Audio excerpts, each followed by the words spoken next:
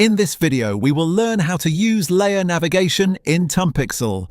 This is an important tool that helps you manage, select, and edit each element on a web page. A web page is not a single block. It is built from many smaller elements such as the header, footer, containers, text, images, buttons, and different sections. Once you understand this structure, you can control your website design more easily. You will know where each element is, edit the correct part, and adjust the layout as needed. You can think of layer navigation like a folder tree on your computer. A folder can contain subfolders, and inside them are files or other elements.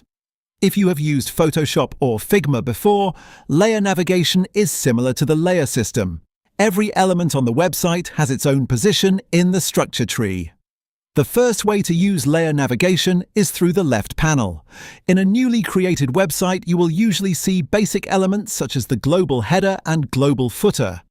These elements are placed inside page sections such as header and footer. You can think of a page section as a large folder, while the components inside are child elements.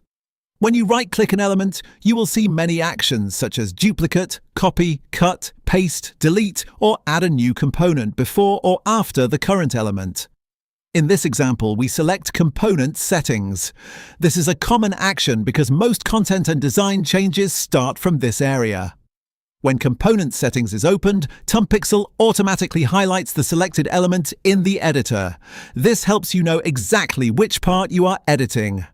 At the same time, the right panel will show the component settings, usually including three main groups: content, design, and advanced settings.